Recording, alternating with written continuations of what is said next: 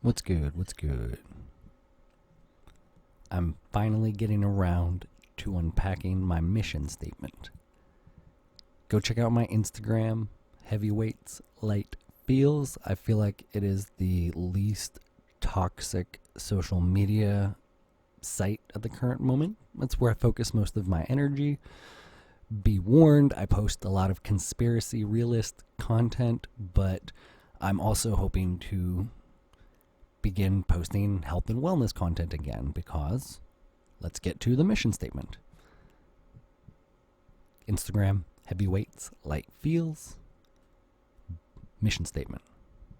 Using powerlifting, philosophy, and philanthropy as a platform to discourse on consciousness and community and their importance to a healthy existence. And so I chose that wording because it is the exact number of characters you are allotted in an Instagram bio. That may have changed by now. They may have added more, but back then it was like exact. I used the exact amount of numbers or of characters, and I was like, that's it. So let's unpack that a little bit. I have mentioned in previous videos and will continue to mention that I strive to adopt systems level thinking and systems level approaches to my life when possible. Yin and yang, I also understand the importance and power of being flexible and adaptable. So in seeking the balance of the middle road, I try to invest in cultivating both. But this mission statement can be broken down into a simple system for how to live a simple and healthy life. Powerlifting is a placeholder within the system, within the equation, for exercise, for activity, for connecting to your body, for appreciating your body. There is so much more. So within that one word, we can go into nutrition, we can go into stretching, mobility, yoga, we can go into the lifting weights aspect of it, the recovery, all within that one word. There is a world of exploration. And above that word is the essence of your body, this gift that you have been given. This moves us to the second point of philosophy. I do not subscribe to a Judeo-Christian religion, but I'm also not an atheist or a nihilist. So that leaves me in that agnostic bubble of very open and curious, but lacking a solid surface value system. And so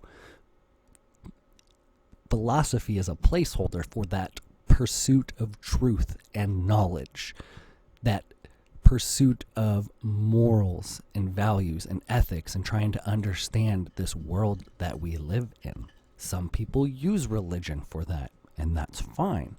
I would encourage them to have a conversation with me so we can maybe broaden their perspectives, because I'm very skeptical of organized religion. However, I do consider myself a spiritual person. Oh, how cliche, spiritual. I am in love with the work of Carl Jung and suggest you look into him, just even on a surface level. He really, I think, tapped into the anthropologic desire for religiosity. Okay, so now philanthropy.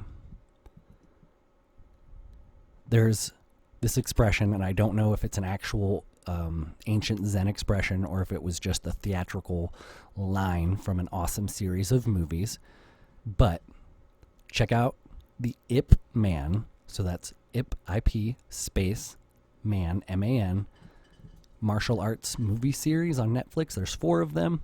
This particular line is from the 3rd, and it is such a beautiful film. The line is, your life belongs to you, and it doesn't. And that is at the core so Zen, because life is a paradox. Zen teachings seek to help us understand the paradoxical nature of reality. The idea of polarity comes from this, and we can get into that on a whole nother day. But so your life belongs to you. Freedom, liberty, independence, agency, autonomy. Your life belongs to you. You were given this gift of a body from whatever source you want to say gave it to you, but you have it. It is this dance of enjoying your body, but also trying to understand it, because at times it can rule you, and at times we rule it. Nature versus nurture. That's what makes the divine question so fascinating.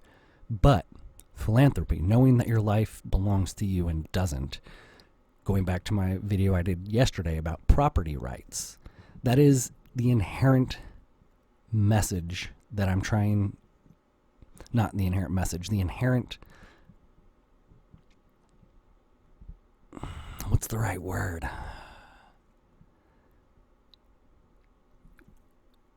The world, the universe, your community should want you to succeed and thrive, but you should not have to exploit people in order to do so. And the more you thrive, the more you should give back. There's an awesome expression. I love colloquialisms. We can take a lot from all kinds of cultures and all kinds of peoples. I am an a la carte sort of person. So I take the beautiful where I see it. This expression. If you find yourself with more, build a longer table, not a taller fence. Okay, so using powerlifting, philosophy, and philanthropy as a platform. Here's the pun. I hope somebody got this already, but I'll point it out to you. When you compete in powerlifting, you compete on the platform. It is the rectangular platform that you step onto that only you should be on at the time of your designated lift, unless you have spotters and whatnot. But so I just picked that. It's a synonym for a foundation. And when you're a systems level thinker, you obviously need a foundation to build off of, right?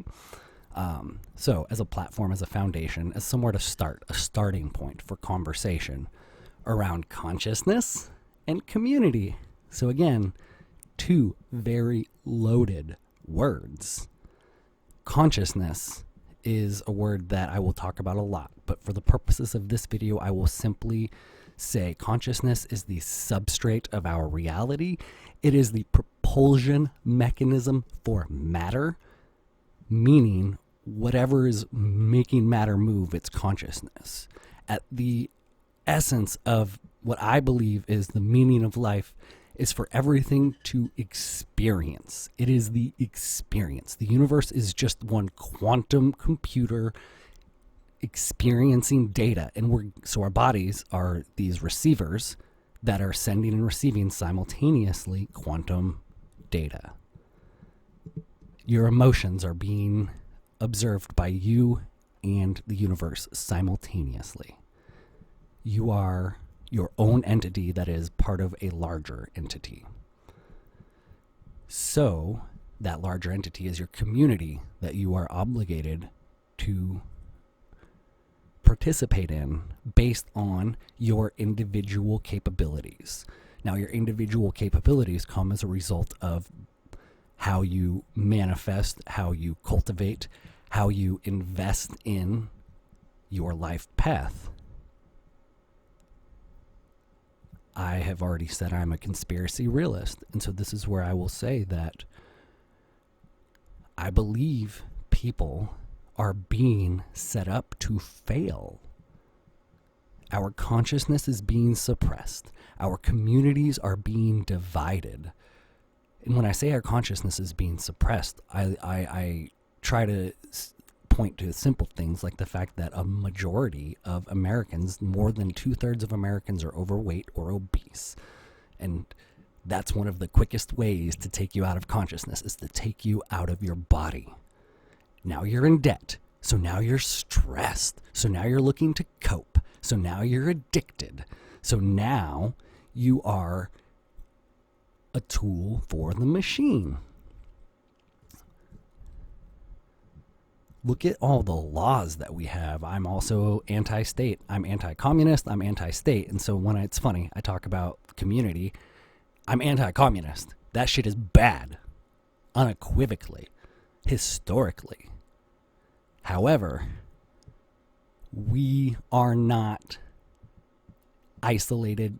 We're not a species of isolated individuals. We are community creatures. We are social creatures. Some of us lie more on the chimpanzee competitor side of the spectrum, and some of us lie more on the bonobo collaborator side of the spectrum. Male, female, but also a lot of beautiful overlapping. And so when you look at the yin and the yang symbol, you'll notice that within the black element and within the white element, there is a circle of the opposing color to describe the fact that even within things that seem masculine, there is a feminine presence. Nothing is entirely masculine. Nothing is entirely feminine. Nothing is entirely anything. It is... I want to do another video someday using the standard deviation curve, just the simple bell curve, to kind of depict how I see the yin and yang symbol operating, but that's for another time. I'm going to take a quick drink.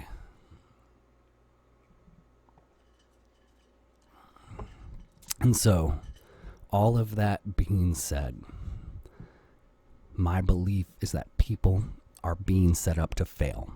People are being intentionally divided, and we are being intentionally pulled out of our consciousness and plugged into the machine, the matrix. I know it's just such a popular metaphor, which kind of makes it lose some of its value, but when you look at it, the matrix is this aggregation. So going back to the systems level approach to life, imagine an institution that can implement systems that have an traumatic impact on your life. So not only you as an individual can implement systems, but institutions can implement systems now to mess with you. So you can have an effect on yourself, but the institution's going to have an effect on you as well.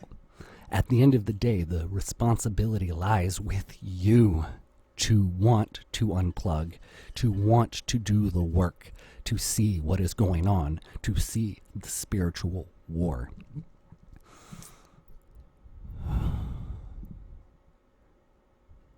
I believe in people. I believe in people. I believe we need to come together. And that is my mission. By helping people live healthy lives physically, mentally, and spiritually, I believe we can heal this country and bring us into the second Renaissance, where art and love and elegant designs will make efficiency so extreme. Medicare for all is not even a concern. Universal basic income is not even a concern. All of these things, the future that utopian future we can have, but it can't be forced. It has to be built by people who want to build it. And it's never going to be perfect. Because no matter what, life will not be perfect. No matter how much we set some people up to succeed, some people are going to struggle. There's always going to be darkness. But again, going back to the yin and the yang symbol, right now we're in a period of extreme darkness. But remember, there is that little white light shining through. And if we do the work, we can usher in the white light, the new era of love. But it starts with ourselves. Thank you for listening. I love you.